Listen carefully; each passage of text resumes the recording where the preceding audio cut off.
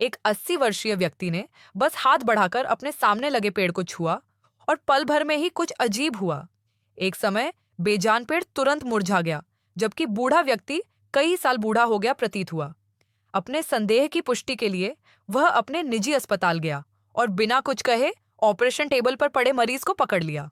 हालांकि मरीज का शरीर बूढ़ा नहीं हुआ, जिससे बूढ़ा व्यक्ति स्तब्ध रह गया।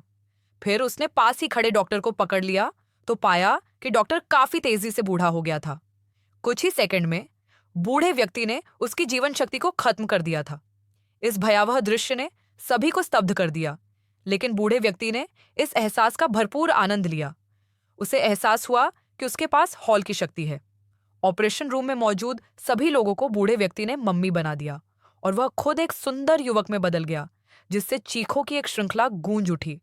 बाद में सांग ने एक धर्मार्थ संस्था की स्थापना की, जिसका लक्ष्य विश्वास हासिल करना और इस तरह अपनी अनंत जीवन शक्ति का उपयोग करना था। अपनी मदद के लिए सांग एक विकलांग व्यक्ति के पास गया और उसकी फ्लेक्सर मांसपेशियों पर हाथ रखा। अप्रत्याशित रूप से एक चमत्कारी दृश्य घटित हुआ। उस व्यक्ति ने बस अपना हाथ विकलांग व्यक्ति के पैर पर रखा और पल भर में विकलांग व्यक्ति की मांसपेशियां तेजी से उभर आईं। फिर सभी को आश्चर्यचकित करते हुए आधा कंबल से ढका हुआ वह व्यक्ति फिर से खड़ा हो गया।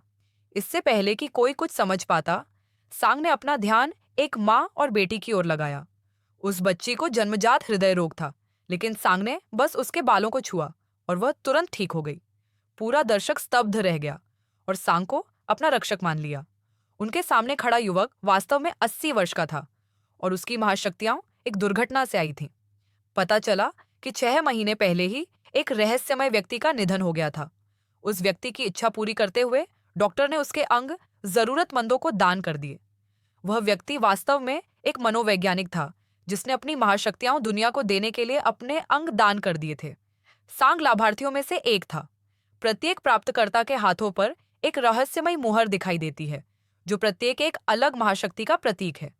जाओमी, जिसे हृदय प्राप्त हुआ था, अब अविश्वसनीय गति और अपार शक्ति से संपन्न है। उसके फेफड़ों में लंबे बालों के साथ एक हल्की सांस तुरंत ज्वालामुखी विस्फोट पैदा कर सकती है। हालांकि सांग की सबसे शक्तिशाली महाशक्ति दूसरों की जीवन शक्ति को खत्म करने की उसकी क्षमता है। यही कारण है कि वह जवान बना रहता है। शल्य क्रिया के दौरान वह व्यक्ति एक मानसिक रोगी था, इसलिए सांग उसकी जीवन शक्ति को खत्म नहीं कर सका। हालांकि क्योंकि ये क्षमताएं बिखरी हुई थीं, प्रत्येक व्यक्ति की क्षमताएं कमजोर हो गई थीं। सांग ने दूसरों को खोजने और उनके अंगों को अपने अंदर प्रत्यारोपित करने का फैसला किया। इस प्रकार एक सच्चा महामानव बन गया। सांग का पहला निशाना ज्याओमी थी और उसने उसे पकड़ने के लिए अपने कई गुर्गों को भेजा। ज्याओमी के पिता, जो एक पूर्व ताइक्वांडो चैंपियन थे, अपनी बेटी को खतरे में देखकर तुरंत तैयार हो गए। हालांकि समय के साथ उस व्यक्ति पर असर पड़ा और वह जल्द ही कमजोर पड़ने लगा। जैसे ही वे आगे बढ़े, पास खड़ी ज्याओमी ने आखिरकार जवाब दिया। सिर्फ एक ही वार से उसने आदमी को उड़ा दिया। भीड़ के आगे बढ़ने पर भी ज्याओमी ने आसानी से खतरे को टाल दिया। पल भर में उसने लड़ाई का निपटारा कर दिया। सांग की योजना को विफल करने के लिए ज्याओमी ने अंग प्रत्यारोपण की जानकारी का इस्तेमाल करके 4 अन्य मनोवैज्ञानिकों से संपर्क किया। इस मामले पर चर्चा करने के बाद उन्होंने सांग के खिलाफ एकजुट होने का फैसला किया। इसके बाद समूह सांग के गुप्त अड्डे पर पहुंचा, जहां जिंदगी मौत की लड़ाई शुरू होने वाली थी। अपने हाथ के एक छोटे से इशारे से सांग ने अपने मनोवैज्ञानिक को उड़ा दिया, जिससे ज्याओमी समय रहते अपने साथियों को पकड़ सकी। अब उसकी शक्ति ज्याओमी के बराबर थी। यह 2 मनोवैज्ञानिकों के बीच की लड़ाई थी।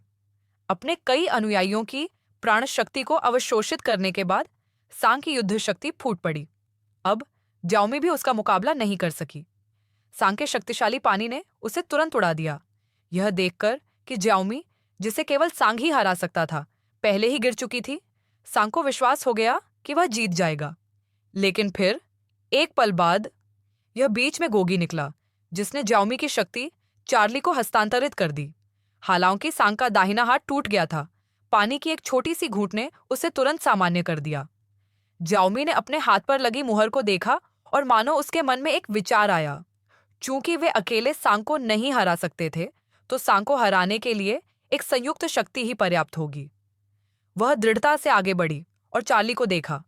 चार्ली का दिमाग तुरंत विकृत हो गया। शेन ने अपनी पूरी ताकत से उसे उड़ा दिया, लेकिन इस चाल से ज्यादा नुकसान नहीं हुआ। ज्याओमी फिर से उड़ गई, लेकिन इस बार उसे उसके साथियों ने पकड़ लिया और उन्होंने सहयोग किया। यही वह क्षण भी था जब उसका प्रकटीकरण हुआ।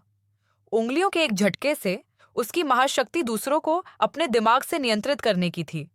हालांकि उनमें से ज्यादातर नष्ट हो चुके थे, सांग, जो इसी वजह से सफल रहा था, को एहसास हुआ कि अब यह संभव नहीं था, इसलिए उसने प्रतिरोध करना छोड़ दिया। यह सब उसकी जवाबी हमले की रणनीति का हिस्सा था। सांग के शक्तिशाली प्रहार ने फील्ड मैनेजर के शांग को चकनाचूर कर दिया। फिर उसने अपनी हथेली पानी में डाली, अपनी ऊर्जा से सभी घायलों को ठीक किया और फिर से हमला किया। ज्याओमी के बिना आगे के साथी पूरी तरह से कमजोर हो गए और जल्दी ही जमीन पर गिर पड़े। 5 के समूह में केवल गोगी ही शक्तिहीन बचा था। उसने सांग को अपने अंग दिखाने का नाटक किया।